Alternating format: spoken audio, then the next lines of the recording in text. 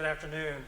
I'm Bill Chandler, and I want to thank Alona first for the opportunity to honor the man who inspired me to become a lawyer.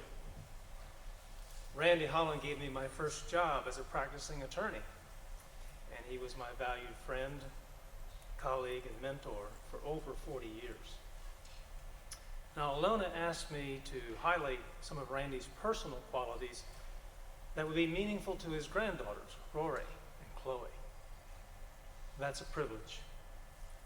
Several constant qualities defined Randy Holland, and we've heard many of them through the testimonials that have preceded me. I'd be fortunate, very fortunate, if my own granddaughters might remember them about me. So in 1974, I told you this, I was a longtime friend of his.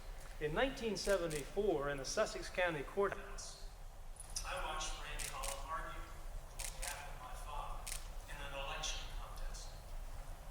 Randy was mesmerizing, weaving together iconic cases with new authority to support the fundamental principle that in Delaware, there's no wrong without a remedy. Then, just 9 years later, he offered me my first practicing lawyer job with Morris Nichols Arsten Tunnel, where Mike Rich and I worked alongside Randy. Mike and I have a lot of wonderful memories of those years. Now, one of Randy's constant qualities was he had his priorities right. The man had his priorities right. Mike reminded me of one illustration. While Randy was taking the bar review course to prepare for the bar exam, he shocked all of the other lawyers in the room by leaving right in the middle of it. He had more important concerns. He was marrying his high school sweetheart, Alona. As I said, priorities. You fail the bar exam, it's there next year. Next year, the love of your life might not say, "I do." Worse still, she might say it to someone else. Another constant quality. Randy encouraged everyone around him to excel. Soon after I joined Morris Nichols, Randy urged me to join the judiciary. I said, "Randy, I'm too young. I'm too inexperienced. It's not the right time." So he sat me down in his office and quietly encouraged me. And he assured me that I was capable, and he urged me to commit myself to public service. That changed my life. He did that over and over, urging me to accept new challenges and new opportunities. Years later, he asked me if I was going to apply to become chancellor. I said, "No, I didn't think I had a chance." Randy paused and he looked at me and he said, "You know, Bill, if you don't apply, then it's a sure thing that you won't be considered. And you won't have a chance." And he was absolutely right about that. Absolutely right. Again, that constant. Try. Try even if you think maybe it won't work out. Randy taught me, like so many others, that success can surprise you. A third constant, as you've heard from many others, Randy always wanted to help. There was the time at Morris Nichols when Mike's wife asked Randy to keep Mike late at the office so that she could prepare a surprise birthday party. Randy, always happy to assist, persuaded Mike to stay late and help on a client matter. A few hours later, Linda called Randy and said, "Where's Mike?" Randy had done his job too well. Now he couldn't get Mike to leave. But it ended happily. Randy finally eased Mike out the door to the surprise party waiting for him. The same was true when Randy returned to private practice in 2017. Every day he'd come into my office, which is the office next to his, and he'd ask how my family was doing, what was I working on, and how could he help me.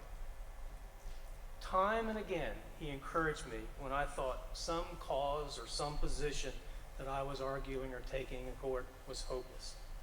So many times I asked Randy to critique my argument, or critique my remarks that I was going to make at a conference. He always said yes. He always was there to listen. He always was positive. He was always encouraging. No matter how much I thought that we were lost, he always kept the faith. He never gave up. Never. Now, history books will probably remember Randy for his scholarship and his legal opinions.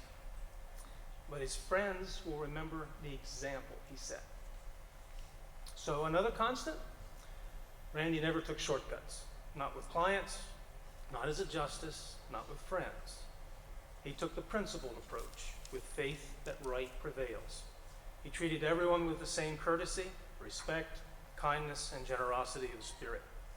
These qualities informed both his private character and his public demeanor, especially as a justice. They made him remarkable.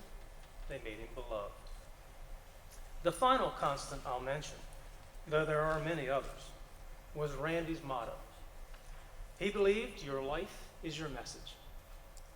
He lived that message, bringing out the best in each of us as a model for individual betterment, for being the very best you can be. Randy's message was love of his family, warmth and kindness towards others, and service to humanity. He lived his message quietly, considerately, and gracefully, principled in thought and deed. Show, don't tell is a writing cliche, but also Randy's guide to a good life. He showed us every bit of the message that I'm telling you now. Now, over the past 4 decades, I've often hoped for an occasion to thank him publicly, so others could know the qualities and characteristics that made him so important to us. I wish this were not that occasion.